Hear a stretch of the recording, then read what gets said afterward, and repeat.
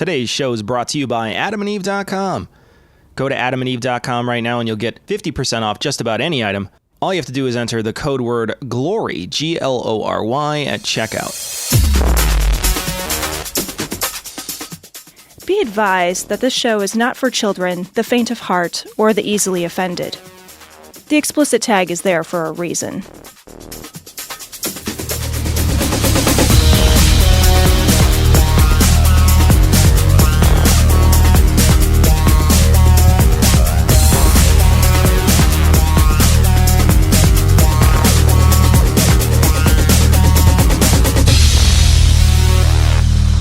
Recording live from Glory Hole Studios in Chicago, this is Cognitive Dissonance. Every episode we blast anyone who gets in our way. We bring critical thinking, skepticism, and irreverence to any topic that makes the news, makes it big, or makes us mad.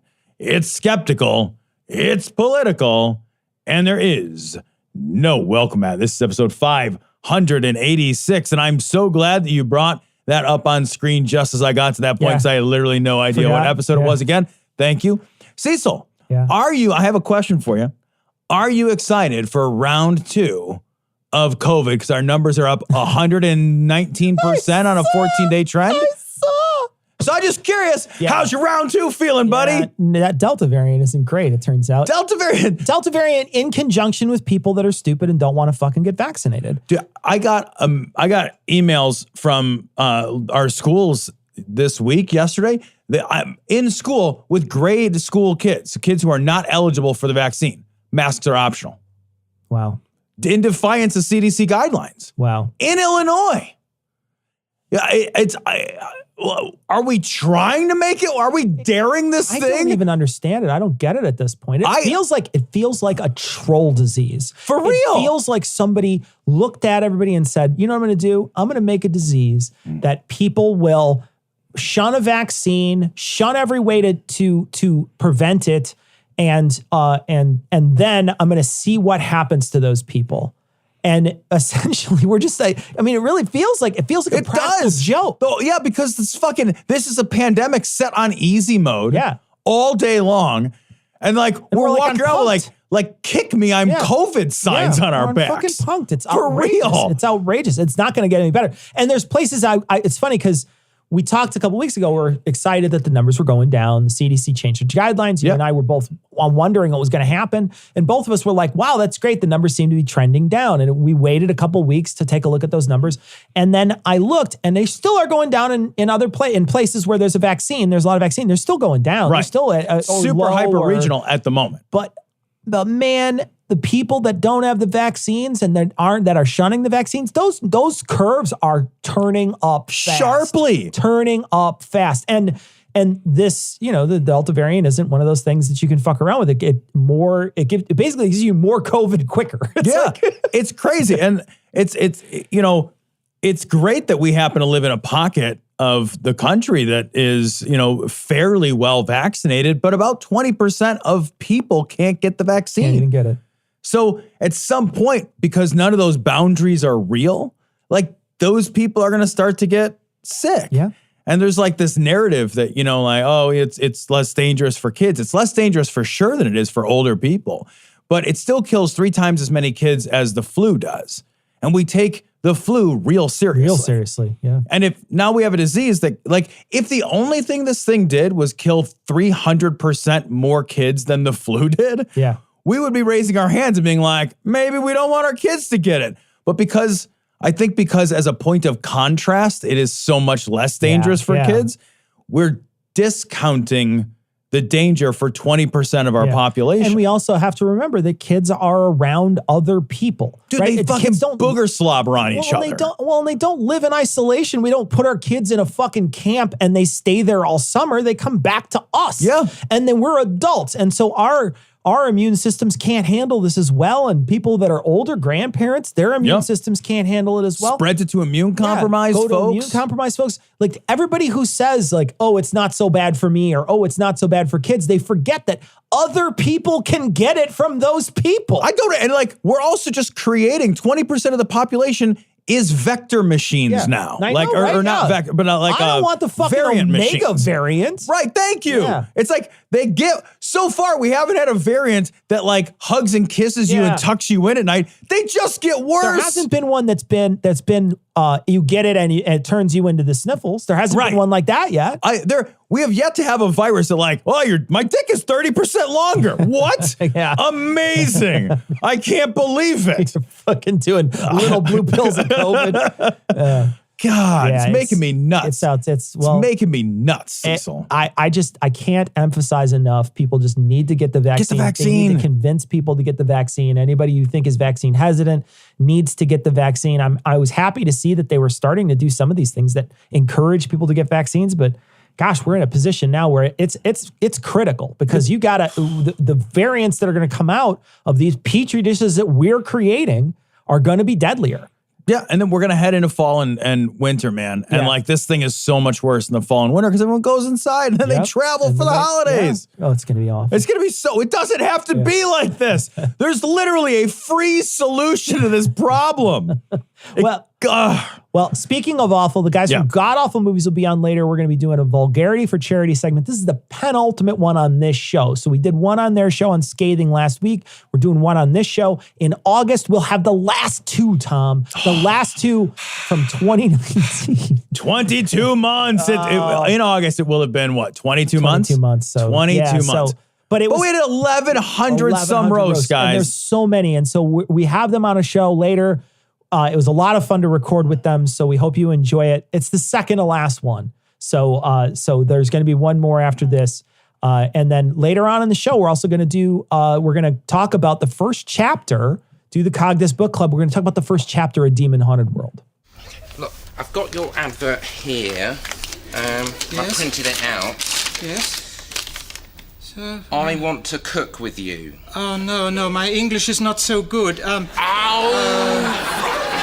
want to cook with me, using me, you mean? Yes, you see? Yeah, I see where the confusion was. I thought this was a cookery course.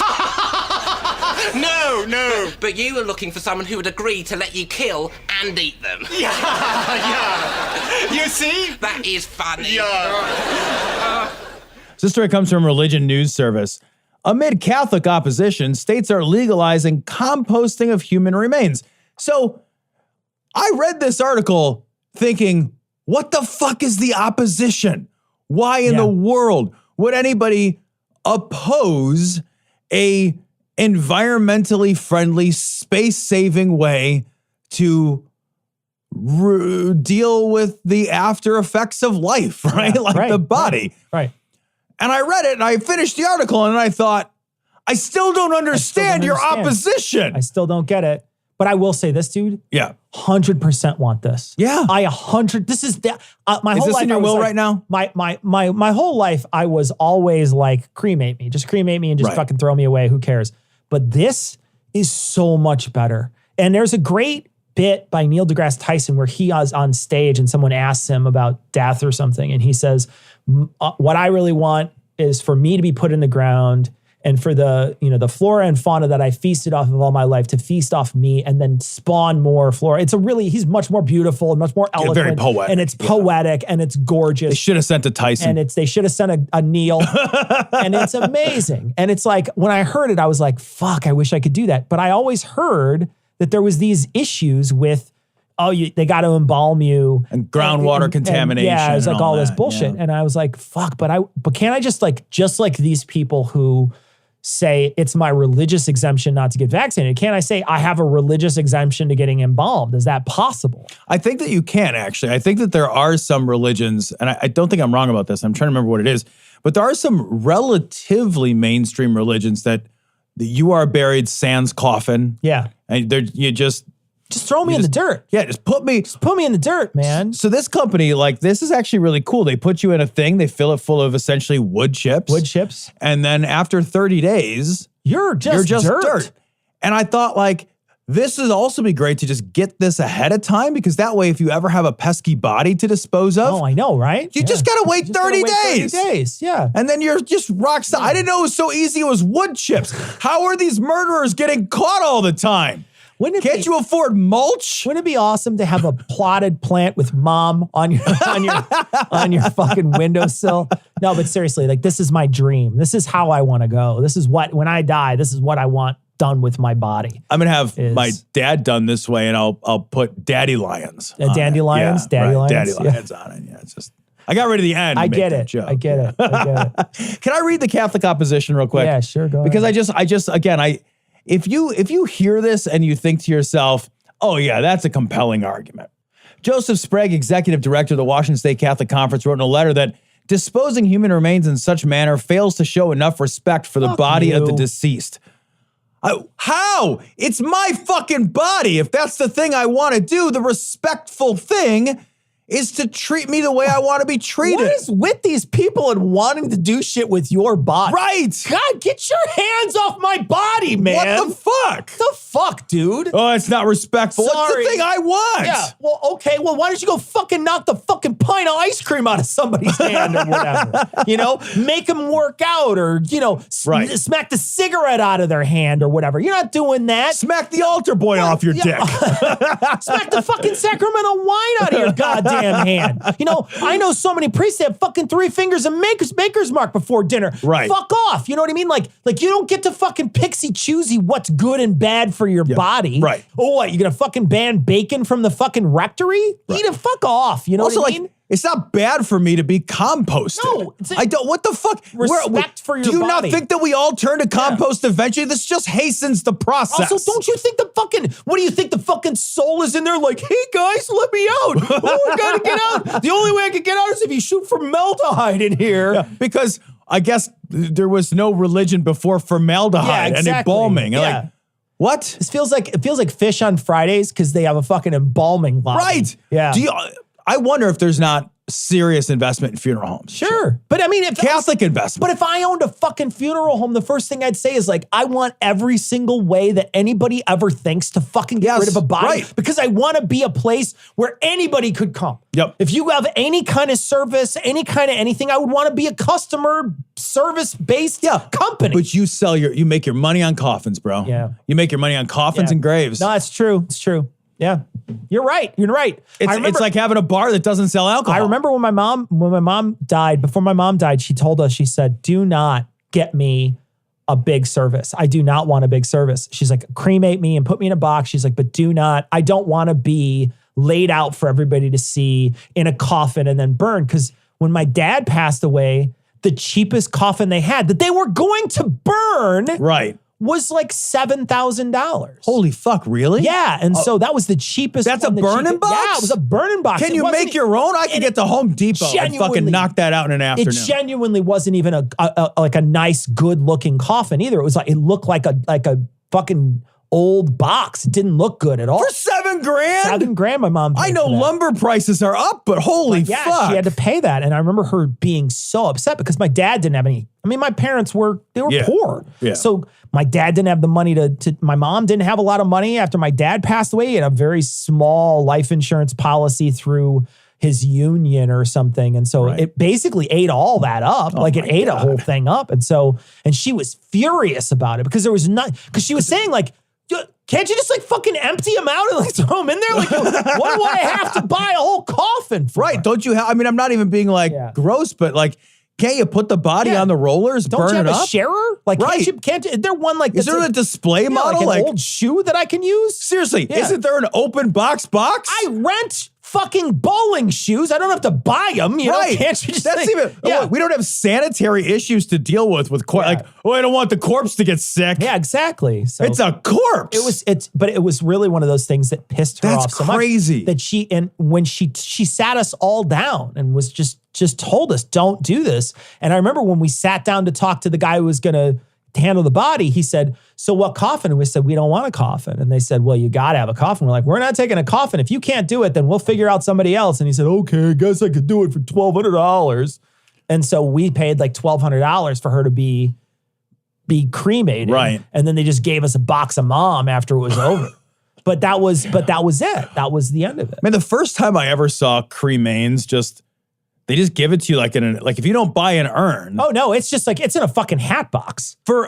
That's so disrespect. Like the funeral industry is really fucking disrespectful because you get a nicer box that costs nothing. You get a decent like little box to put something like a gift in or so from China for fucking like $9. Yeah. Honestly, for $10 or $12, you could have something that looks halfway decent. For I don't think that's an exaggeration, 10, Sure. $15. Yeah. And they give you it to you in a fucking cheap, shitty cardboard box with like lined with a fucking plastic bag. Yeah. Because like you didn't want to pay extra, you don't want to pay these insane markups, And the insane- you get they're fucking insane. We They're literally insane, yeah. can't even give you something respectful. Yeah. But I mean, again, these are people who are highly trained. That you have to go to a lot of school for that. Yeah, absolutely. And they have to make their money somehow. And so I get it, I understand it, but at the same time, it's something I want to kind of opt out of. Yeah, same. Mainly because not because I want to thwart them. It's mainly because for me, it's not spiritual, but it's something I feel. You know what I mean? It's one of those things it's an emotional thing for me. I would love that for my corpse to feed the worms. That's what I want. There's something about that. There's something about that has good. that poetic Yeah. nature, Right. like Yeah. that Feels cycle of good. life kind Yeah, of thing. it feels good. Right. The whiteness virus targets healthy, culturally and ethnically specific cells. Italian, Irish, Scandinavian, etc., and what have you. The albinitis then attacks and destroys any cultural or ethnic specificity using an arsenal of fake holidays, 17th century aristocratic class warfare, the one-drop rule, and Elvis. Luckily, we have a cure. White be gone. This story comes from NPR. Geocaching while black. Outdoor pastime reveals racism and bias. We've gone geocaching. We have. I remember years It's super ago. fun. Years ago, I remember you introduced me to it. Yeah. And I remember it was just such a cool experience to go walk into the middle of nowhere. You're out in the middle of the forest and it was off the beaten path. And you had to have that little device, the GPS. Get out, do it on your phone. I know. Now it's a lot more accessible. We should go geocaching. A lot more accessible now because back in the day, you actually had to buy an actual GPS. Yep. And that was an investment. It was an investment. And I remember I almost bought one. I was close. I almost bought one and then I decided not to, but I was close. But I did have a lot of fun doing it. But what is interesting about this article, Tom, is that it shows that we have two Americas. And one is a white America and one is a black America. Yep. And that, when you and I went geocaching, you and I gave it no thought at all that we would be traipsing around and driving and looking at stuff. And, we have a level as white men, we have a level of freedom that nobody else has in this country. We own this country. We own the whole, own it. we own every fucking I have inch of it. ownership over this country. And the same exact hobby, which is the most innocent fucking like vanilla outdoorsy hobby you could possibly have. If you're black, people call the cops on you. Yep. This guy talks about like, I got to carry a clipboard around so that I look official. Yeah. So that when I'm walking around looking at my GPS, trying to play this game with my family, with my kids. With his kids. Trying to just play a game and be out in the neighborhood. And he still gets called, they call the cops on him. I think he said like once a month. He said he went to a forum, and when he's on this forum, a bunch of people said, I've never been stopped ever doing this. And all these people were saying it. And he started 6 months prior and he had been stopped 7 times. Once a month he was stopped That's by the unreal. police because people didn't think he belonged in that area. Yeah. They were like, oh, you should Because he's outside while black, You man. shouldn't be here. You're outside while black. What are you doing here? Yep. You must be doing something illegal or something that is nefarious. You're doing something wrong.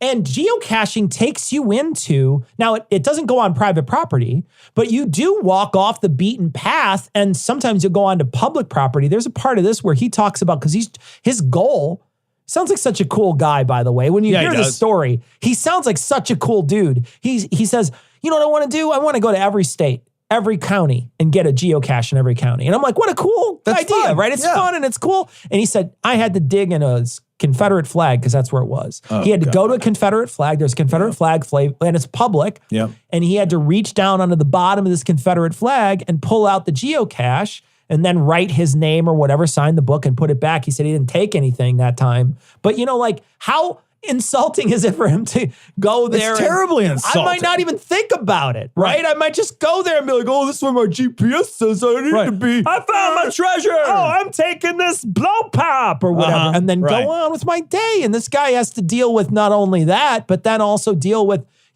he's over there mucking around with a Confederate statue. There's, and then he has to take a clipboard with him, like you said, to look like he's a worker. I got to look like I belong here because I have to look one class lower than you in order for you to accept me in this neighborhood. How fucking insulting is that? I can't just be. Yeah. I don't get to just walk around and just be. Just be. And enjoy the outdoors and enjoy this harmless, fun, it has been around for 25, 30. It's really like Americana kind of pastime. Yeah. It's so wholesome. It's fucking ridiculous how wholesome it is. Super wholesome. And you can't do that. Why? Because he's got fucking a better tan than me. Yep. That's it. That's it. How fucking outrageous. Yeah. How absolutely outrageous. Vernon, were you by any chance scheduled to turn yourself in at the DOJ this morning? Fuck! Oh, fuck! Fuck! Fuck! Fuck! No! God! God damn it! Oh, my fucking life! God damn it!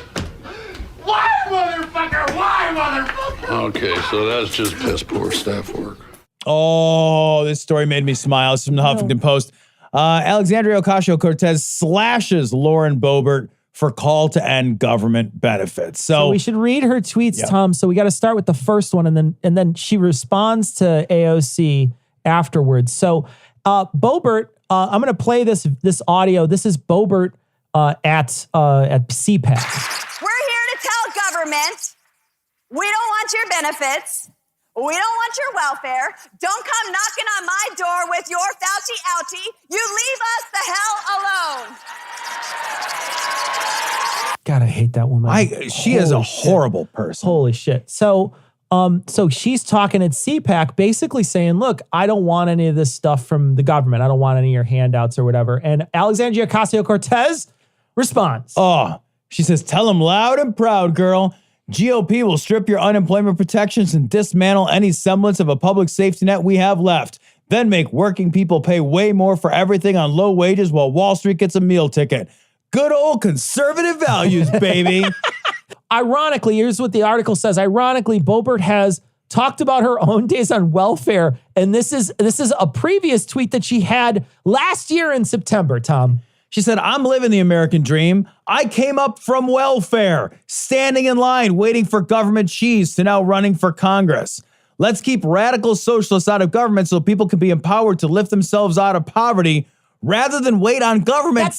I don't know. What? You needed welfare and government cheese. The reason you never lifted yourself from your bootstraps, you were relying on a safety net, you stupid. I can't. What the fuck?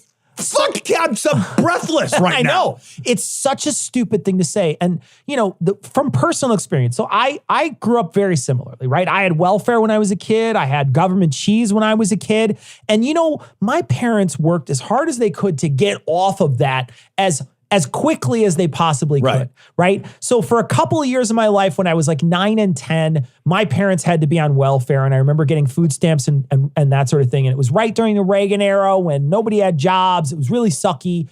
And I remember getting those things and not having a lot, right? Not having a lot at all. And I remember my parents diligently working for many years to get us from an apartment to a bigger apartment, then from an apartment to a house. We finally moved into a house that we rented. My parents rented that house for 10 years. And then when I went to college, my parents bought a house. So they lost their house in the Reagan era, right? They lost it to bankruptcy. And then my parents went on bankruptcy, and this is when this all happened. The government cheese, the food stamps, like hand to mouth, but you're surviving. And then after that, they worked as hard as they could. Granted, that stuff was there to bounce on. Right. But, they worked as hard as they could to get away from it, to stop it, and to eventually become homeowners later on in their life, right?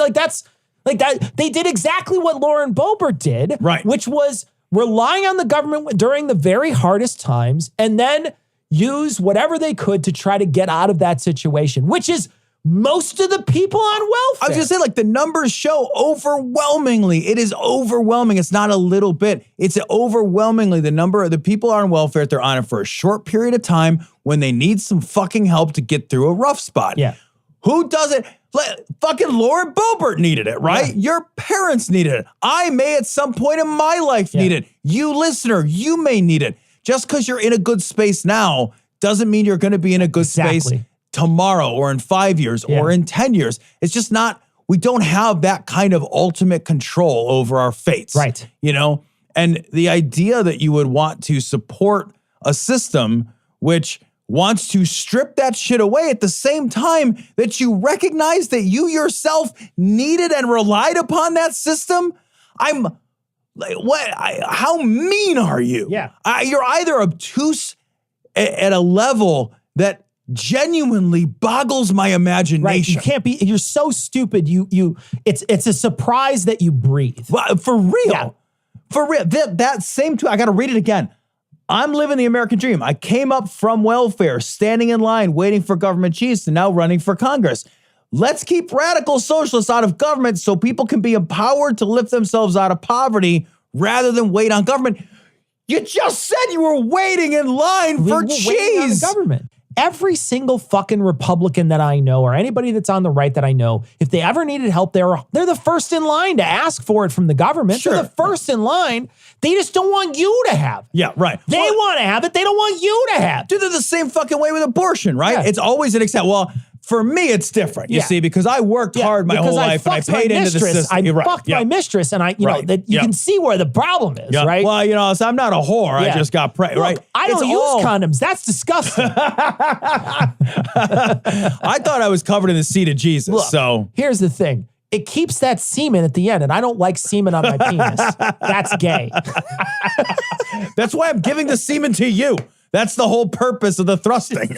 It's unbelievable. It's For unbelievable. real. It's such the, I mean, it's the like hypocrisy.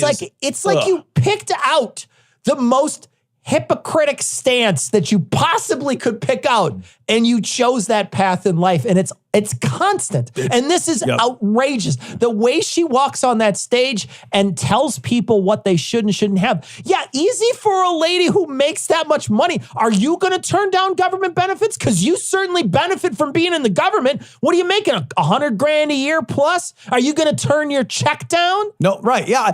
It amazes me when people get into government in order to say government is shitty. Yeah. Well, it's your paycheck. You're there. That's your health insurance. Yeah. That's your paycheck. That's your pension. What the fuck? You had to ask people to please give me this job. What an astonishing thing a book is. It's a flat object made from a tree with flexible parts on which are imprinted lots of funny dark squiggles. But one glance at it, and you're inside the mind of another person. Maybe somebody dead for thousands of years. Across the millennia, an author is speaking clearly and silently, inside your head, directly to you. Writing is perhaps the greatest of human inventions, binding together people who never knew each other, citizens of distant epochs. Books break the shackles of time. A book is proof that humans are capable of working magic. And this room is filled with magic. So we read the first chapter, Tom, of Demon Haunted World. This first chapter starts out with Carl Sagan getting off a plane, meets his limo driver or driver, and the driver happens to have a famous name and suspects that Carl Sagan is one of those people who has a famous name and says, "Are you one of those people who gets mistaken for the famous guy?" And he's like, "I am the famous guy." And so it happens to both of us all the time. I mean, I can't even. It'd be like and the guy, he introduces the guy as William F. Buckley, who was a commentator at the time. And he says, it's not the guy's name, but you understand. And basically make it, the guy's a famous name. But it's not the famous guy. And so they have a conversation. And the conversation basically revolves around pseudoscience, around this guy's real interest, deep interest in conspiracy, deep interest in pseudoscience and supernatural. And also being very excited to talk to a scientist who might be able to confirm some of these beliefs for him. And Carl Sagan spends the whole ride shooting him down. Right. And then the chapter sort of shifts into talking a little bit about the methods of science and where they were sort of cultivated early on, even specifically talking about medicine, and really laying forth an outline that basically says, yeah, science gets things wrong sometimes, but let's not let the perfect be the enemy of the good. Let's make sure that, we pay attention that the most important thing about science is not its findings, but its method. And that's, I think, the main thrust of the first chapter. Man, it's funny because I thought when you said that, the important thing about science is not its findings, but its method that is so wildly, I was thinking that over and over and over again while I was reading chapter 1. And that is so far and away the takeaway. Sure. Because this guy that knew these various pseudoscientific things, what he knew was the stories that he heard about science. Sure. And I think the truth is that for most of us, I'll raise my hand as a guy who's got a degree in English literature and none of the sciences. Sure. I don't know the sciences, right? I don't know them in the deep, profound, hands dirty, brain dirty kind of way that a real scientist does. What I know is the stories around science, right? And we learn the stories of science. We learn the narratives of science. We learn a series of scientific facts. And I was thinking about this. That is almost the entirety of my scientific education. I took a biology class. You learn the story of biology. You learn kind of a narrative of biology. And then you learn a bunch of biological facts. Yeah. I took chemistry. Same shit. Sure. I took a lot of physics. Same shit, right? But what I did not learn, or which maybe I did learn, but was not emphasized in the way that really would have given me a whole lot more tools, is the methodology of science as its own class. Yeah. Yeah. The methodology of science is so much more important. The stories will change. The findings will change. Sure, of course. Yeah. Findings are going to change. I could watch 1,000 fucking YouTube videos about here's some cool octopus facts, right? It doesn't edify me. Sure. I am no more capable in the world for knowing those octopus facts. But if I know how science operates operationally, and that's, I think, what Carl was really driving toward here. It's all about the method. And it's all about, what's great is he introduces logical fallacies in this chapter without calling them logical fallacies. And what I really loved was that he just gave you an example of a logical fallacy and he never named it. Because it's not a boring book of listing logical fallacies. It's not just this big, long, boring ass book to say, well, that's the argument from authority. Right. In the first page of the first chapter, he gives you an example of Occam's razor. The guy comes to him and says, what do you think of this? And his answer is, the evidence is crummy. He's saying there's better evidence out there. There's more simple explanations for what you have to say. Yep. One of the things too that occurred to me was he talks about the medical profession. And there is so much pseudoscience and so much pushback against the medical profession that we talk about all the time on our show. Mm-hmm. And one of the things that he talks about too is not ascribing some sort of malice to things. And I think that's one thing that we found out very recently. We talk about Haley, right? When she had this C. diff. If you were somebody who wasn't a skeptical person, you might think there was some malice in what happened to your wife. Absolutely. Right? Yeah, you might think absolutely. That, but really what happened was just incompetence, bad systems. There's a dozen things that happen. Competing incentives. Poor insurance and how insurance changes the structure and the landscape of medicine. All those things happened, but none of them were directed at you. Were just just a symptom of the system. But if you were somebody who you could feel personally aggrieved by that, right? Oh, absolutely. I think you would be almost justified in those feelings. It takes a lot to step back. And I think Carl's first chapter really drives that point home again and again, is that you've got to have a method you can use that lets you take that step back from feeling that personal connection. Right. And I feel like, that don't let the perfect be the enemy of the good really feels like a whole second half of this, because he does go out of his way to say there have been missteps. There have been missteps in science, but you can't look at these missteps and say that that's the sum total of what science gives us. And he's making sure you understand how exciting science is too. And I feel like we talked to science communicators, we talked to Cara Santa Maria, how difficult their job is. His job was difficult back then. Yeah, and 96. You can hear it. Yeah. You can hear it and you see it and you read it and you know his job. He was competing with, when you try to compete with conspiracy, when you try to compete with supernatural, people want to believe these things. Dude, it's 1996. He's literally competing with X-Files. Yes. And the cultural zeitgeist that really fed something like X-Files. Yes. That was the heyday. 1996 was the heyday of that kind of thinking. And one of the things that he drives home, and it couldn't be more important. You read this now and you're like, oh God, why did we 27 years? We should have paid attention. Yeah. You read it and he's like, look, if we're gonna solve climate change, if we're gonna have these advances that we know we need to have, and he lists an enormous number of them. Climate change for sure. Yeah. They're all only going to get solved with one method. Yeah. There is no other method. There's no other way to do it. Like whether the discipline comes from biology or microbiology or virology or climate science or whatever, none of it matters in the sense that the methodology will always be the scientific methodology that solves these problems. Right. The reason it's funny to think, and I thought about this too while reading the book, that I'm only alive personally because of medical science, right? I'm 43. There's no way I would have made it to 43.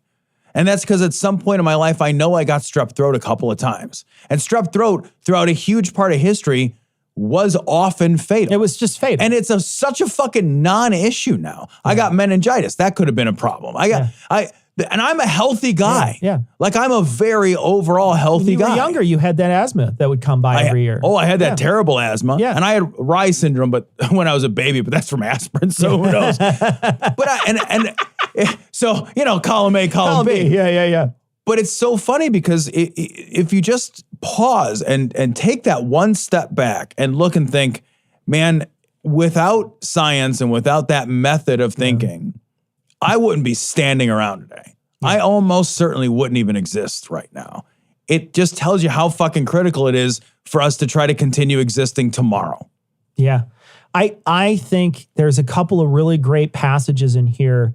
One that I really enjoyed, and this is something I think I've quoted in the past. It says, "For me, it is far better to grasp the universe as it really is than to persist in delusion, however satisfying and reassuring." Yeah. And the ignorance is bliss is, that idea is sort of written on that. But, there is a comfort in thinking that there's a God who's controlling everything. There is a comfort into thinking that you go on after you die. And he mentions these things. This is Carl at the end of his life. Carl's not a young man at this point. Carl may have even been diagnosed with cancer when he wrote this book. I don't know the timeline, but I know he died relatively soon after this. So I know that he had cancer at the end of his life. And I know he was looking into the face of, possible death very soon.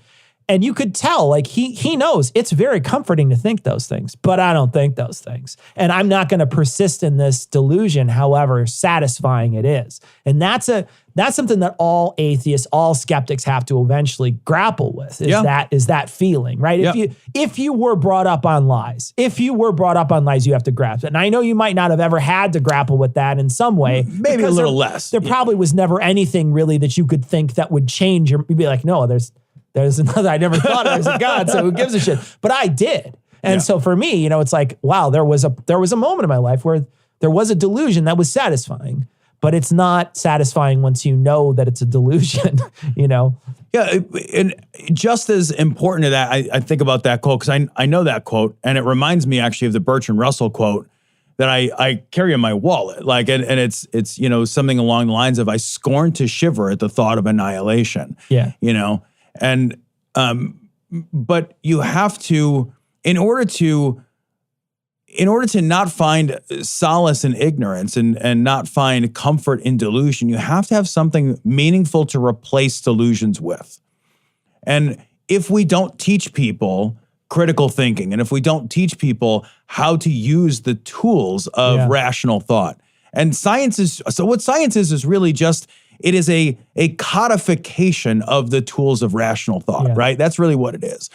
But if we don't do that, you can't strip people of delusion. You have nothing to replace it with, right? So it's easy in some sense for someone like Carl Sagan to say, I would rather understand the world as it is because he has the tools to understand it. Sure. And we have to make sure that we give people the tools to understand the world as it is and then work on removing delusions, right? Because if all we do is try to remove people's delusions without giving them something else to feel wonder and awe and excitement about, that's fucking mean. You know, that's all it is. And it won't work. It won't hold. It won't hold. And one of the things he says, and this is another great quote, he says, I was dismissing, he's talking about the guy who's given him a ride. He says, I was dismissing not some errant doctrine, but a precious facet of his inner life. Yeah. And what that shows us is something that's writ large today. These people that are involved in conspiracy, these people that are in deep with a lot of these pseudosciences, they're in deep. QAnon, you're in deep. It's a facet of your life. He knew back then that these things grabbed people and held them. And he knew he was going to have a hard time communicating with them because it's emotional. It's an emotional attachment. I can fucking destroy you with facts and logic all I want, but it's not going to do anything if you're emotionally attached to it. And he knew that back then. And he was trying to tell everyone that we needed these critical thinking skills, but we also had to excite them. We had to make them emotionally feel something about this. And I think those are the tough things to do. Not only just spreading, good communication about science and critical thinking, but also exciting people about these things. And what he wrote a paragraph in here that was exciting. He's talking about traveling to Mars. He's talking about how this works and how this works. He's talking about all these little pieces of science that you might not know. This is how DNA works, and this is how this works, and this is how that. And isn't it exciting? And it is. But the problem is that the other stuff is. The conspiracy is easier to tell. There's no rigor, and it's just easy to spread. Yeah. And those are the problems that we're faced with as a group of critical thinkers. And I think one of the big takeaways for me for this book is how hungry people are to know things. Yes. People are hungry to know things. It's part of us as an animal, as a species. It's so endemic to who we are. We want to know. We want to understand. I think there is a crossroads that we are presented with at some points in our lives where we can choose to fulfill that desire to know with bullshit, or we can choose to know it fill that desire to know with this other methodology. The thing is that you got to do the work of teaching people the method. And we have just not done a great job of teaching it. Yeah. And so I don't blame people, and neither does Carl Sagan. I don't blame that limo driver for being voracious in his consumption of information. Yeah. The thing is that he lacks the tools to differentiate the kinds of information coming at him. And how much worse is that now? Yeah, and we're feeding him stuff from the internet, and and this was the internet before anything back then. I'm saying we're not feeding him that stuff, but nowadays you're feeding him from the internet. You're feeding him from their news feed. You're feeding him from lowest common denominator programming, which is something he will talk about in this book multiple times. Yeah. So we are going to be skipping a week of Demon Haunted World because we have a guest on, fingers crossed. We have a guest on for next week. And so we probably don't want to spend a lot of time with the guest and then possibly a lot of time on a book and then not cover anything that happened that week. So we will skip it next week. But on the following week, we'll be doing Chapter 2, Science and Hope. I'm looking forward to it. Alex, I gotta say, so far, Cecil, I'm loving this project. I know. It's such a great... I don't miss David Icke. It's so refreshing. Oh, God. Hey there, everybody. As you can see, I'm on my One Wheel, which is a hands-free device. And I thought, well, what could I be doing with my hands right now? Well, aside from the thing that you're thinking I should be doing, I could go to adamandeve.com and use code GLORY. And when you go to adamandeve.com and use code GLORY, you'll get 50% off almost any one item. A free gift for you, a free gift for your partner or partners, and a gift you'll all enjoy. And 6 free spicy movies. Hold on, I gotta cross the street. Okay, hold on. Plus free shipping. Adam and Eve has thousands of products to choose from that will get you hot and bothered and feeling groovy, or whatever they say nowadays. Oh, okay, it's getting gravelly. So remember to go to adamandeve.com, use code GLORY. You'll get all these, hold on, okay, gravel. You'll get all the discounts and free stuff and it'll be good. And you're supporting a healthy sex life. So tell your friends and family. Well, maybe not your family, but some extended maybe. Like sister, brother-in-law, whatever. That's weird. Never mind. Cut that out. But just go to adamandeve.com and use code GLORY and you get all that stuff. Okay? Oh, it's getting bumpy. Where the hell am I? Okay. Goodbye. Oh, and if you want to see this video, I need 30 likes on Patreon. Okay.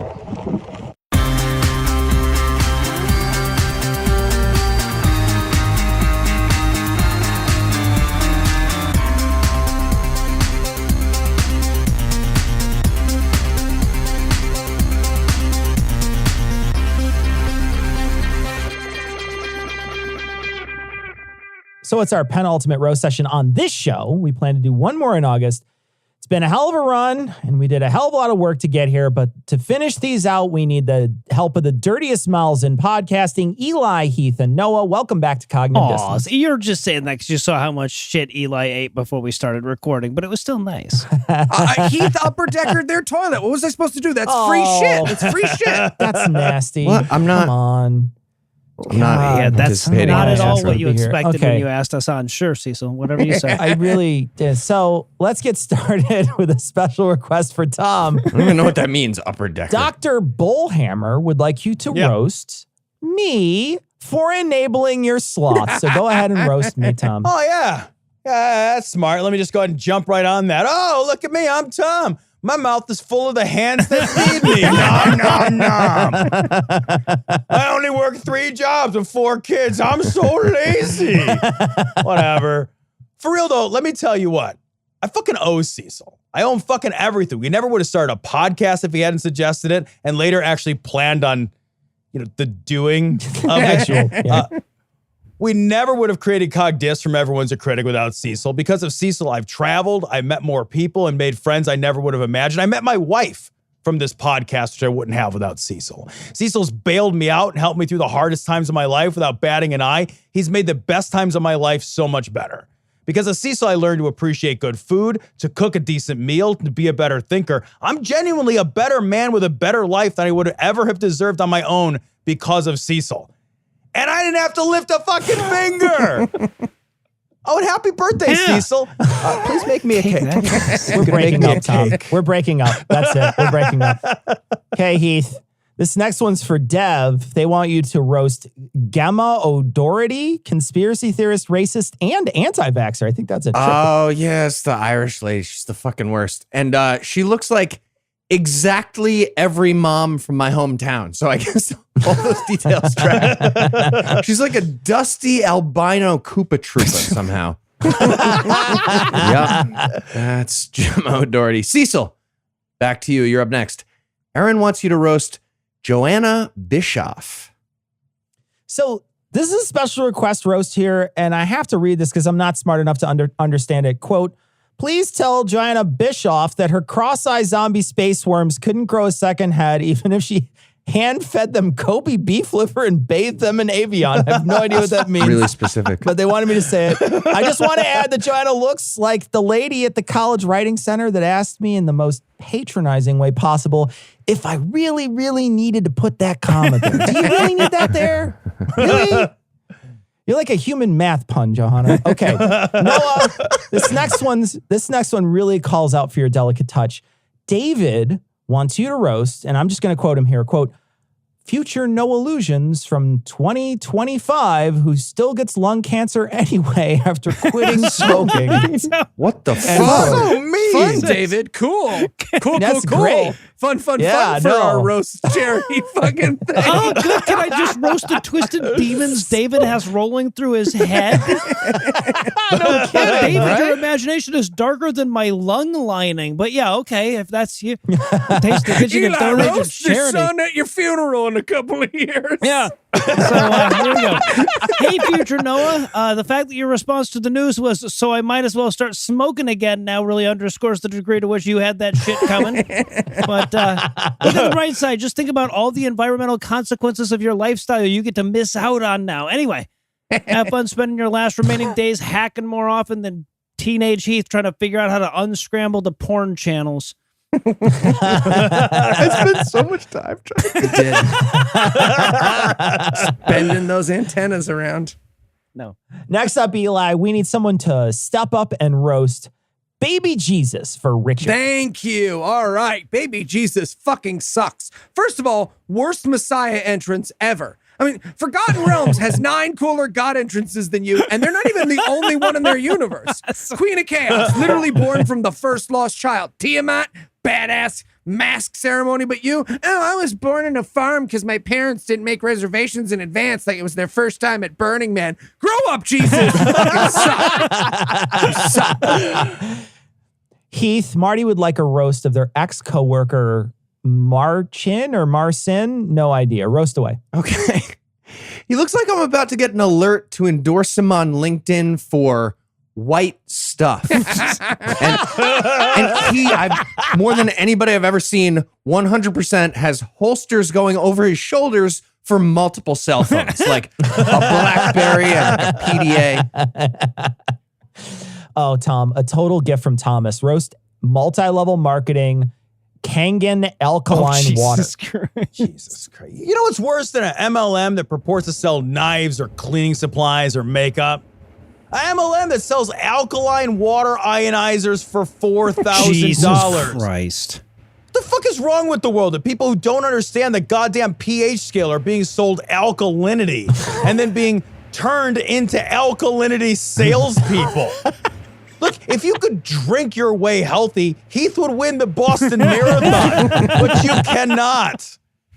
No matter the pH value of the fucking water, and if you have to resort to selling shit through your customers, that means you don't have a product anyone wants or needs. Like, seriously, imagine if anything else ever that was really any good was sold this way. I mean, fuck me. Pet Rocks sold out, but they sold out in stores. If you have to leverage broke housewives and desperate people to be your warehouse, sales, and distribution force, that's because it's a fucking scam. Seriously, just ask one of these sales guys, just one time, ask them, what is an ion? Just ask once. All right, Cecil, Dustin has a coworker that needs a paddling. Roast Ryan for him. Ryan looks like someone shaved Hoggle from the Labyrinth. I'm not even kidding. Looks like an anthropomorphic version of, can I borrow $20 until payday? All right. Up next, Wesley donated $100 to hear someone roast Noah's cigs. Eli, you're up. Oh, all right. Quite a few folks asked us to roast Noah's cigarettes when the goal was to get him to quit, but did anyone ask me and Heath what we thought about Noah's cigarettes? Those cigarettes were angling for Heath and I to get a 15% raise, you know. Jesus Christ. But it's true. 15%. It was so obvious. It's not how it works. It's fine. He tries to say numbers sometimes. But no, it's true. They did have their downside. They were the reason why every live show ended with a sad, still line of people hoping for pictures while we all had to pretend not to know where Noah was. They were the reason why Noah almost murdered me to death in an Irish airport and also a Japanese airport and one in Seattle. You know, I'm starting to think it wasn't the cigarettes. It wasn't just that. Maybe the cigarettes weren't the issue there. But look, cigarettes, you tried to kill one of my best friends in the world. And by Fast and Furious law, that means I need to use magnets to launch your car into an active volcano. So watch your back, cigarettes. Watch your back. Jesus Christ. Okay. Noah, this is the night of gifts. Rom would like a roast of, and I'm using air quotes here, historian David Barton. Oh, thank you, Rom. All right, so you remember Miss Prissy on the Looney Tunes? The old chicken lady who Foghorn Leghorn always wanted as a sugar mama? So now imagine she's a dude. I don't remember the plot of that as much as... Yeah. Okay. So now imagine she's a dude instead of a chicken lady. Boom, you are picturing David Barton. You are picturing David Barton, it's true. So, and another thing he has in common with Miss Prissy, both have an equal claim to the title historian, actually. They both have the same number of bestsellers that weren't retracted by their publishers for flagrant inaccuracies, a lot of stuff. But there is one category where he bests a fictional chicken lady, and It's the only one I'm aware of. His book, The Jefferson Lies, has been voted, and I'm not making this up, the least credible history book in print. Holy shit. Yikes. Miss Prissy has nothing on that shit. That's true. The Bible is in print. Wow. And another gift, this one for Heath. Heath, we need a toast, not a roast, for Heidi's fur babies. Heidi and Greg's fur babies. Okay. We got a picture of the cats. They are seething with anger about getting photographed. They hate this person, whoever's taking the picture, so much. All three of them very clearly have thought bubbles, quietly mumbling, "I'm gonna fucking murder you in a fire as soon as it's over." No question. But, okay, it's in a good way. In a good way, I mean that. So, like, if it's fun and your butthole's very attractive, everyone likes it when you show them. And nobody wanted all their stuff on that table. Nobody puts things on tables and leave them there. This must be Christmas time. Look inside your stocking. Josh got you a wonderful request. Roast incels. All right. Incels are the boring, dangerous, and inevitable monstrous personification of the cross-pollination of male privilege, laziness, sexual frustration, and internet culture. Any group of people who identifies themselves as being part of a club based on how undesirable they are should take a fucking hard look at what they desire.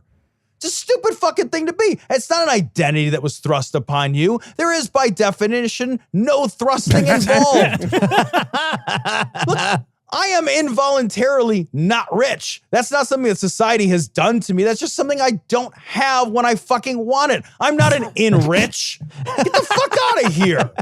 There's no social hierarchy conspiring to keep you out of the gym or out of the shower or preventing you from holding open a fucking door and then getting to know someone in a spirit of genuine human connection. No one is stopping you, asshole. You're undesirable because every day you're lazy about who you are and you see other people as objects rather than as possible connections. Getting laid is really, really not hard to do. Take a shower every day. Take good care of your body you want someone to touch. Cultivate a desirable personality and be interested in who other people are. I'm Tom. I shower every day. I go to the gym. Desirable personality. I want to be clear. You don't need any of those things. You can those help, but you don't need. That's just what greases the wheels. Like, the fucking comes pretty easy, actually. Women aren't some monolith or puzzle, you dim-witted, useless cretins. They're just people who want to be treated like people. They're not a hole for your slobbering, stupid cock. Especially not your slobbering, stupid cock. Yeah, definitely. Right. But they are for mine. That's how easy it is, folks. Okay, Cecil, we need you to roast author Orson Scott Card for Xavier. Card is the great-grandson of Brigham So Young. Steve Young. Seriously. Yeah. Wow, really? I cannot think of an insult greater than your own genealogy, man. It says here you're known for LDS fiction, which according to my estimation is fan fiction of fan fiction of fiction. So that's great. All the photos of you smirking make you look like John McAfee after you killed your neighbor's dog and had someone shit in your face. He just died, right? There's another. He did in a Spanish prison. Spanish I thought prison. Orson Scott Card died. I was like, It's been a while since you did a good book anyway. It's not like you had he wrote another one good anyway. book. That's the ultimate roast. And then he just kept. One good And then book. he had to keep being alive. He just said this. Every morning he wakes up and he's That's like, his mistake. That was his mistake right Yeah. there. Yeah, he needed to die in a Spanish prison. Here's another top shelf pick here. Allah wants a roast of health insurance executives. Noah, you're up. Well, I'd love to, Cecil, but I can't because those motherfuckers defy analogy, right? And that's kind of what we do. Like, their literal job is to profit off the misery of others. Their daily goal is to see how much of other people's health they can trade for dollars. So, I can't say, you're like X because thankfully you're not. You're not. X is better than you. It has to be. You are uniquely awful in a way that renders comparison and indeed language itself useless. Roasting you would be like trying to set fire on fire. I pass. Okay, now we're going to get a little oddly specific. Heath, Josh wants a roast of people who don't trigger the automatic flush in restrooms. Okay, listen, Josh. some people like to hover and some people like to nest. You're being a bigot. You're being a bigot right now. That's bigoted. When tall people hover, it doesn't always trigger the sensor. And then you try to press the button with your foot, but the button's too small. So I don't have to explain myself to you. I don't have to explain myself. Whatever. Bigot.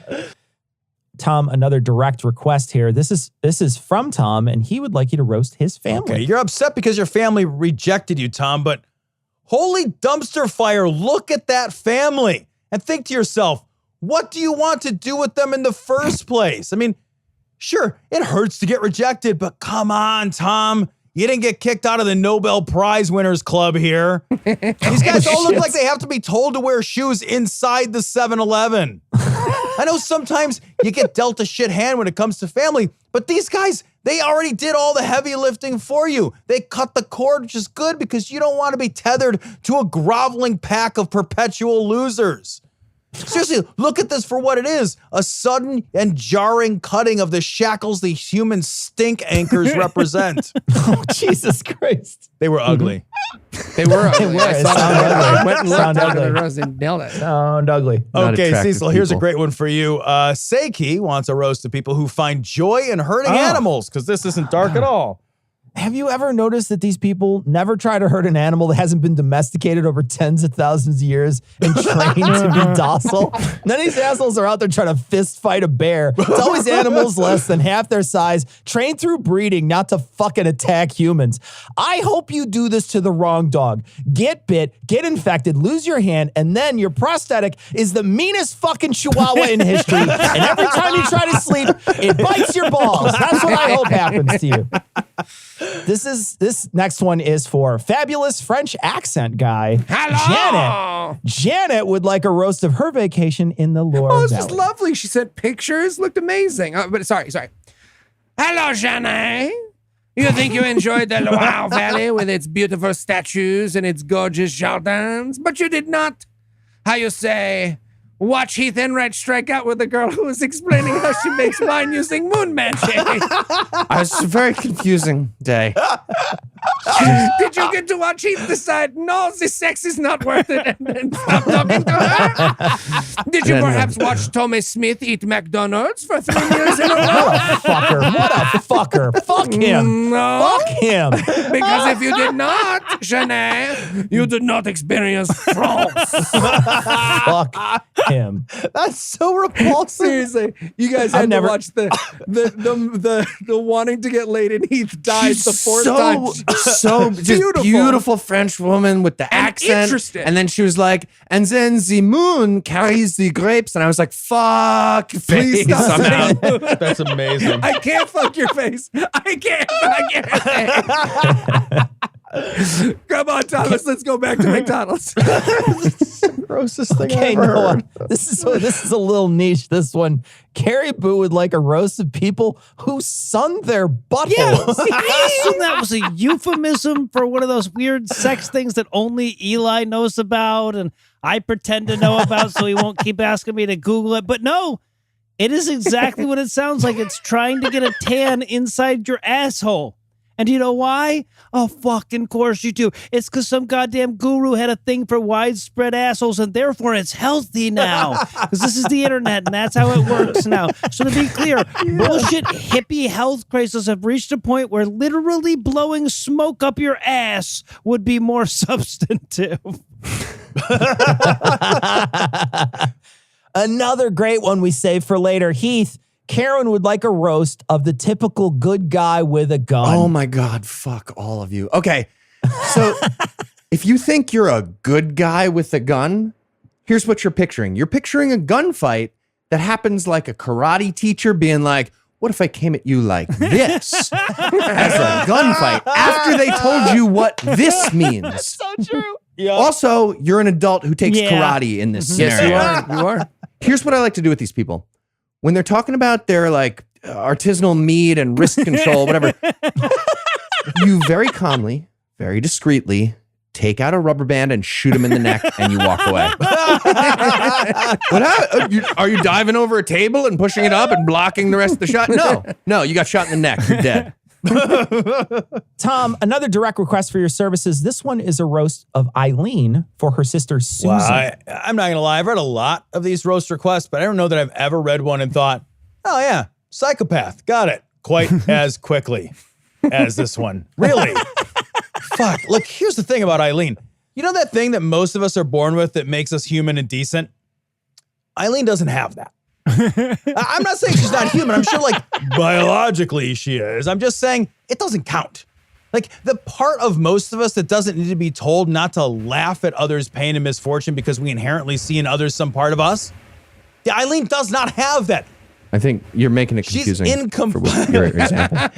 She is incomplete, Susan. She is poorly formed. She is not, in all the ways that count, fully human. And no matter what anyone does or says to her or about her, no one can reach back inside of her and install that missing something. So all you can do is look at her from afar, limit the damage, and see her for the broken fucking curiosity that she is. Jesus.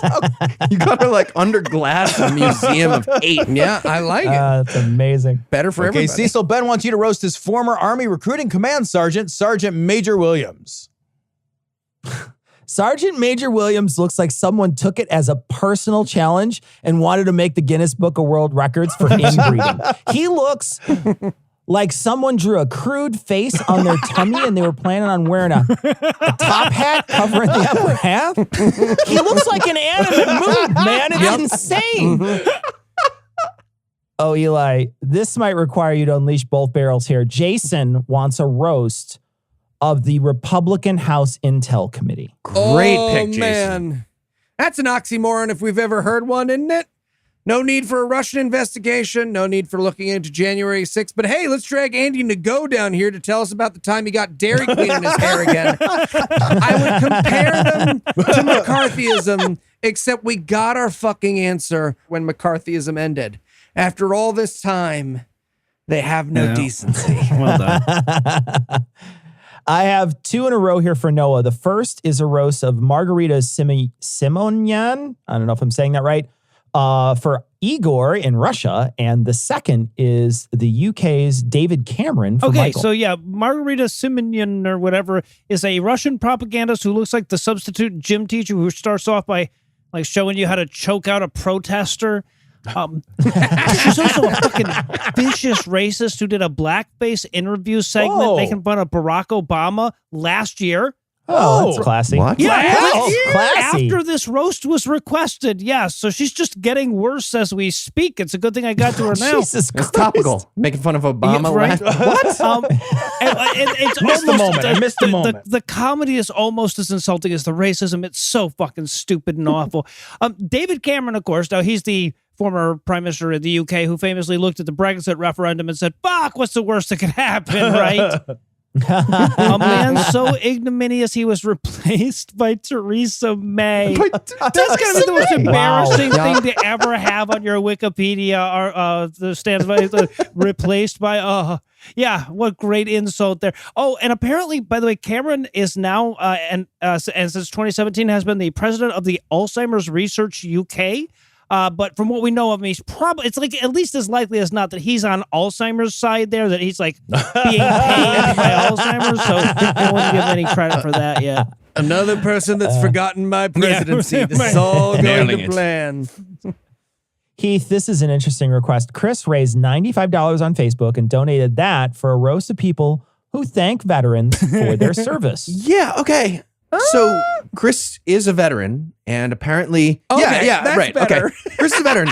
Apparently, it feels gross to Chris when people do that, and Chris isn't the only one who feels that way. This is new to me, but now that I think about it, thanks for maybe shooting people in the face for being from another country. It's kind of a weird thing to say. It is. That's a weird thing for you to say. Yeah, this is a little weird. Maybe some veterans do want to hear that, but those are exactly the veterans you don't want to thank for anything. Yeah, anyway. that's true. So here's what you do. Instead, you thank a podcaster for their service. You just go to patreon.com/citationpod. There you go. Another specific Tom call out. This one's for Nick. He'd like Tom to roast his friend Drew. Go for it, man. Drew looks like a somewhat sticky ventriloquist dummy you might find at the bottom of a lost and found come to life. Nick, you said he was a sap, but that seems right. He looks both runny and sticky and uncanny valley all at the same time. I'm not sure Drew's real. You don't have a real friend. That's not a person. All right, Jessica needs someone to roast traffic, Cecil. Okay. I've never been around anyone as mad as you about traffic. She wants you to roast specifically the traffic of the Los Angeles variety. Not enough entropy. Roast it. Hey, look, guys, someone got a flat tire. You know what we should all do? Fucking stop our cars and stare at them. Yeah, there's nothing in the world more interesting than a flat fucking tire. We should all just make sure all fucking 7 lanes on each side of the road stop to see what's happening. Someone call the news. This has to be a freak fucking human occurrence like Haley's fucking comet, man. There's all your fucking stop and gawk because we may never fucking live to see another flat fucking tire. Okay. I never understood traffic jams. When I was a kid, I would say this. I still believe this. I don't know. If everybody just starts going faster, it's over. Right? Just go, Just right? go. Right? Can't we all just go? Just like 1, 2, 3, go. Fuckers. All right. Eli, another political one for you. This one is for Jason. He wants you to go after Mike Pence's successor in Indiana, Eric Holcomb. Also, this guy's from Indiana and clearly does not have a working sense of smell because he wants a bonus roast of Chicago pizza. Like you can roast that, whatever. All right. Well, Eric it takes Holcomb like several hours to roast. Like, ridiculous. Eric Holcomb looks like a Eugene Levy character that he abandoned for being too unlikable. If there were an advocate for sexual harassment among lumberjacks, it would be Eric Holcomb. He looks like the lawyer representing deep dish pizza after 4 local children drowned. Here's a lob right in the strike zone, Noah. Dealer's choice, roast any right-wing asshole. Any asshole. Okay. Let's go for the one most likely to kill me at the moment, Ron the bubonic tonic DeSantis. Right? Because, yes, I live in the fiefdom of Brian Kemp, but I'm less than 50 miles from the state whose governor has directly linked his presidential aspirations with how many of his constituents he can kill with COVID.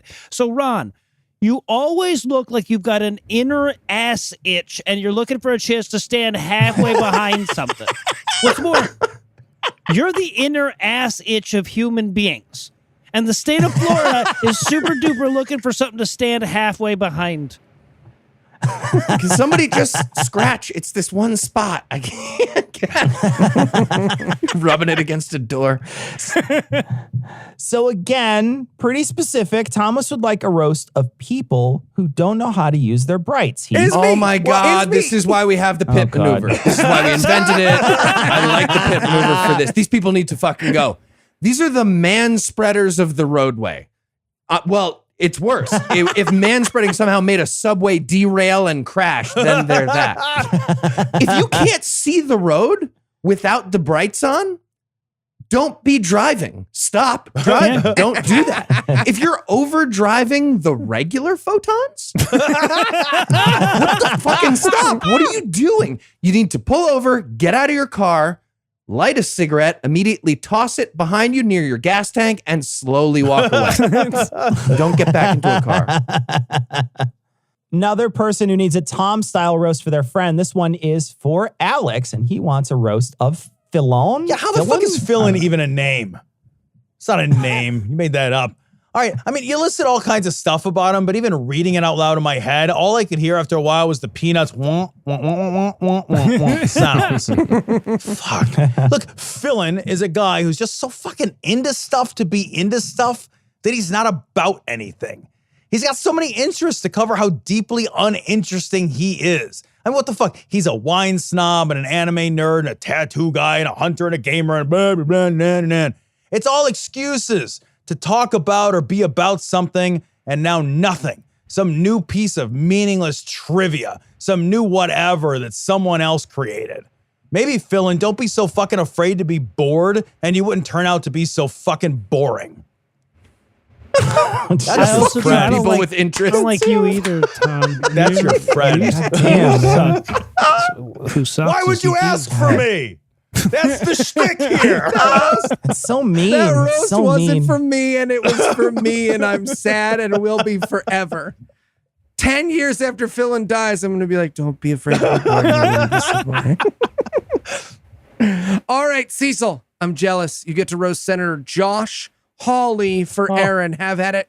Great work, Oh, Aaron. man. What I love is that someone asked for Josh Hawley a year before he was instrumental in an insurrection and voted not to confirm our election, right?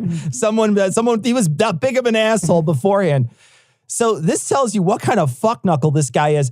You're like the star of an American Psycho remake done by David A.R. White, and he thought the guy in it was a hero in the original. Eli, Steve is looking for a roast of his daughter and newly married husband. Oh, Steve. Steve, what I wouldn't give for an update on this couple. Because if ever a wedding picture said, I've taken on a second job so James can focus on his pottery, it's this wedding picture, Steve. She looks like she made him sign a prenuptial agreement about not keeping his Beanie Babies.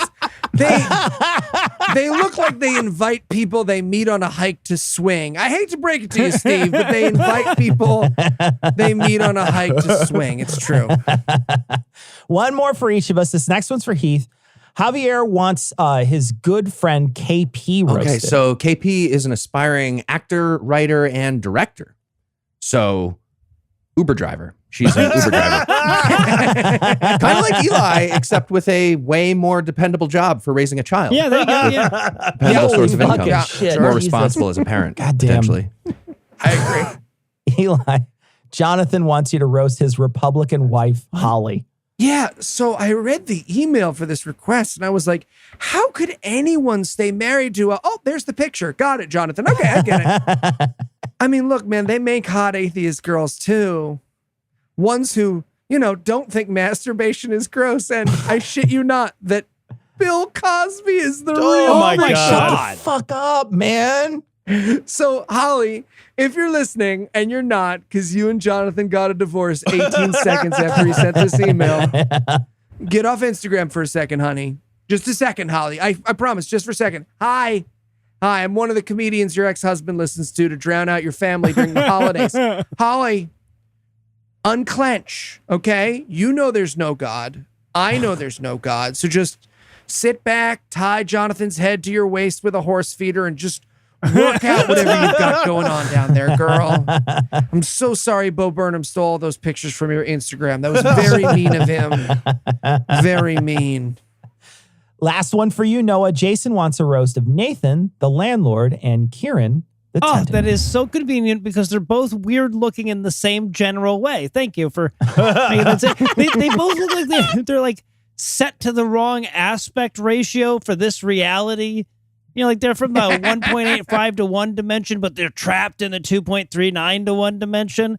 You're like the weird shit that happens when balloon or costume designers have to imagine a 2-dimensional cartoon character into a 3-dimensional space. Right? You look like the Duke and Duchess of the Uncanny Valley. It's amazing. That's great. Last special request of the night. Scott wants a signature Tom roast of Josh and Amanda. Born again Mormons? Oh. Was that a thing? I don't even care. Nobody cares. Mormonism is a stupid cult that's so goddamn obvious about how fucking stupid it is, right out in the open and on its face, that if you, as a goddamn grown-up in the 21st century, decide from outside that culture to sign the fuck up, you deserve to lose your income and your friends. Because you've come entirely untethered from any possible connection you may have to reality. Mormonism is no excuses, stupid. No excuses. And if your dumbass fucking ex-friends can't see that, Scott, if they were somehow moth to the light attracted to, of all inexplicable things, Mormonism, then let them go, Scott. They were never worth keeping in the first place. Okay. Finally, I will wrap this up with a roast of Lloyd. Lloyd looks like Dig Dug pumped up a dwarf. Like just pumped him up and then let him sort of deflatel and then pumped him up again and did it again.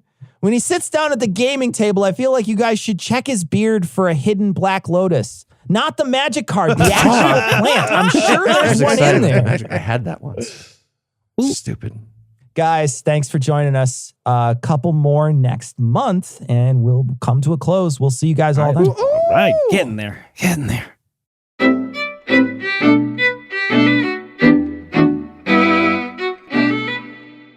So we want to thank our patrons. Of course, we want to thank all our patrons. We want to thank our newest patrons, Joel, Kevin. I have here an affidavit, and if I could get an evidentiary hearing, you would clearly see that I am not a potted plant. I think it's potted plant. Kay, Lynn. That is the longest fucking name. That is the longest Patreon the longest name. Patreon name. Not a terrible Karen, Sarah, John F. McDropout, CS, and Joseph. Thank you so much for your generous donations. We really do truly appreciate it. Our two employees live off of your largesse. They do. Thank you very much for donating because we pay them through you. So thank you. Not only do they live off your largesse, but we will have to kill them if we don't have patrons. Yeah, so they will die off your lack of largesse lack of as well. largesse for sure. Yeah. It's a rough system. It's tough but fair. Is how I like to think about it. Cecil. Tough but fair. It's not very fair though. No. So we got a little bit of messages this week. We got an image from Seth. It's a Comcast image. We're going to post it on this week's show notes. Very funny. Thank you, Seth, for sending in. Seth has another one that we're going to talk about in a few minutes that he sent in. We got another message, Tom, about healthcare. This one's from Kitsune. Yeah, part of the article that they sent says this. You are a healthcare reporter. I'm a healthcare lobbyist. And the fact that we can't do this ourselves is an indictment of where things stand at this point, said Greminger, health policy director at the Purchaser Business Group on Health, which represents large employers who pay their employees medical bills directly and have a big stake in price transparency. The subset of people who can do this is pretty small, and most of them work for hospitals. And the overall discussion is nobody knows what anything costs or why or how. Right.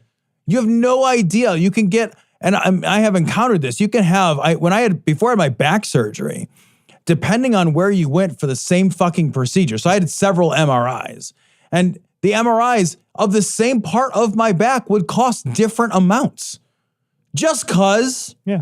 And you're just like, you have no way to know what it's going to cost before you get it. You have no way to know. Sure. Like the whole system is just nonsense to the consumer. Yeah. Nonsense to the patient. We got a message from J.A., and J.A. sends a message, said they found our podcast in 2015 off of YouTube, and they've been listening for a long time. And they say, because of your help, I no longer wage a war on myself over God and my transition. How great is that? I think that's so great. And thanks for listening, Yeah, J.A. thanks for listening, Jay, and good luck with everything. And we're so happy that you listen. We got a message, Tom, from Julie, who also was another person who might have left a church because of Trump. How cool is this? I'm a new listener. I love the show. In response to the listener comments from episode 584, I am a new atheist who left the church at the beginning of this year, in part because of the Christian nationalist movement and the church's embrace of Trump. Well, welcome, Julie. Welcome, Julie. You're going to love it here. Got a message from Seth again, and Seth says, Dean Cain is filming a Christian anti-bullying teen zombie movie near where I live in West Virginia. That's a lot of words to write before the word movie. It really is. It really is. Should I try to sneak in the background, in with the background actors? Abso-fucking-lutely. You have to do this now. And you have to wear a cognitive dissonance shirt. Because cognitive dissonance is not overtly atheist. That concept is not overtly atheist. Right. So if you wear a cognitive dissonance shirt, they won't know that, and you just look like you love a psychological condition. Tell you what, Seth, if you can get in on that movie, send us a picture. I will send you a hoodie. Yeah, for sure. Got a message. This is from Cheryl, and Cheryl says, hey guys, at the end of the most recent episode, Cecil mentioned listener's message had come from your fan page. Where is the fan page? The fan page is on Facebook. And so I'll have Ian post a link to it this week, or sort of let people know. Ian, if you want to jump in here, if you have an easy way to let people know how to find the page, but I don't know the quickest way to find it. Ian can probably post a link to it on this week's show notes. And so that way you can just log in. You have to answer a couple of really easy questions that anybody who listens to the show will be able to answer. And then you're able to get in. So we'll post a link on this week's show notes. And then if Ian has a quicker way, I'm sure he'll jump in and help. All these private groups feel like an electronic speakeasy. Yeah. You know? You gotta know a guy who knows you gotta know where to go and how to do the secret knock. Yeah. So we got a message from Amanda. I love this. And Amanda, when we were in Sydney, Amanda drove from Melbourne all the way up to Sydney on a motorcycle, I think. On the back. I think she was riding on the back of a motorcycle to see us. And I remember her. And I remember being just blown away that someone drove, and because it's not an inconsiderable distance. That's not around the corner. Yeah, it's a distance, right? And it's also through you got to dodge kangaroos and wallabies and all kinds of stuff. The road is made entirely out of snakes at some point, for sure. And there's a whole cobblestone area that's just armadillo backs.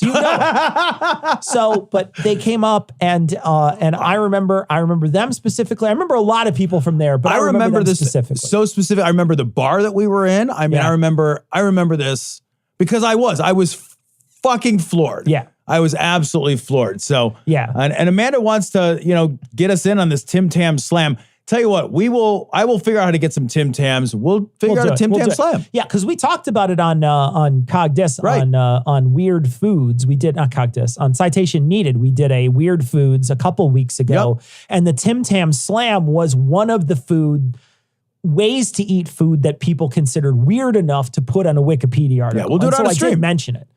We got a couple of messages about this. In Toronto, they renamed a park to Glory Hole Park. No shit.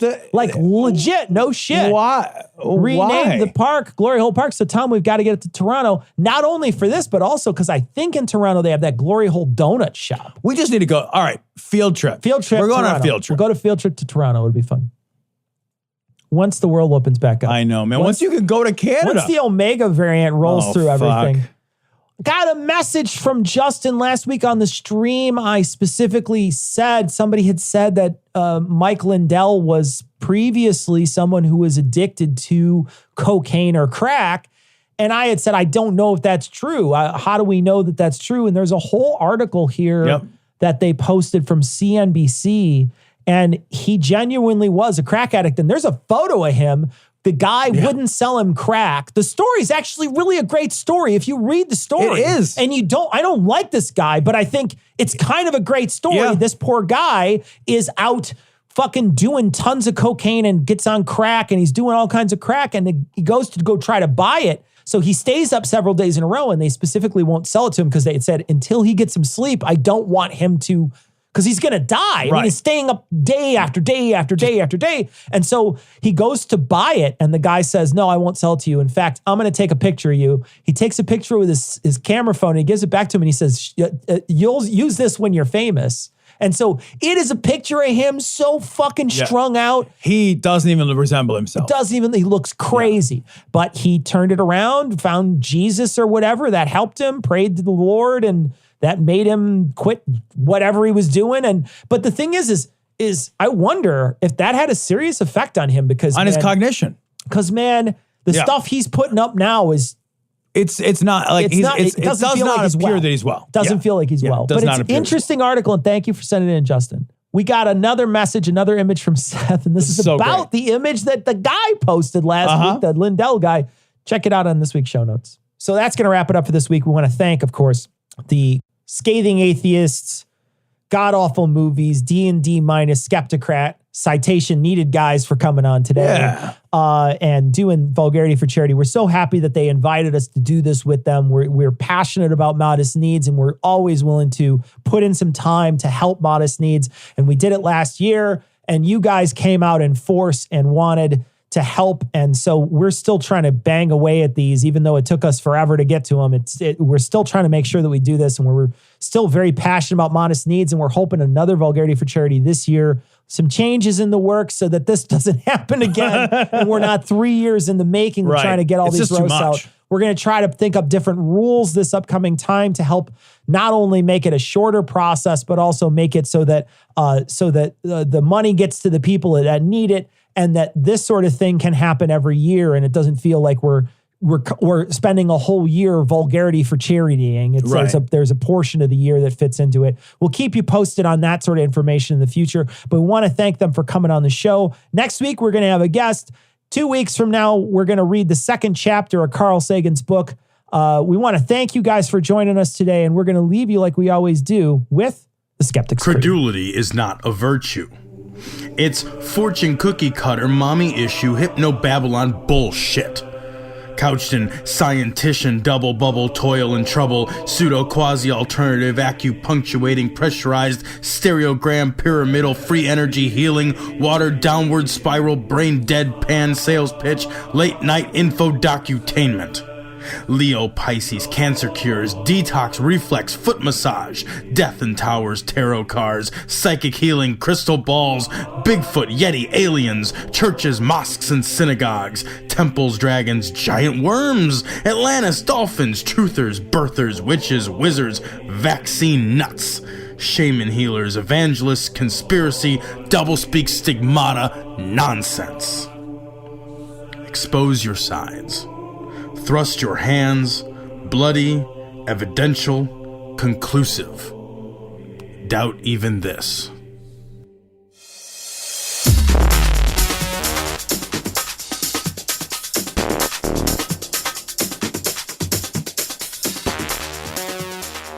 The opinions and information provided on this podcast are intended for entertainment purposes only. All opinions are solely that of Glory Hole Studios, LLC. Cognitive Dissonance makes no representations as to accuracy, completeness, currentness, suitability, or validity of any information, and will not be liable for any errors, damages, or butthurt arising from consumption. All information is provided on an as-is basis. No refunds. Produced in association with the local Dairy Council and viewers like you.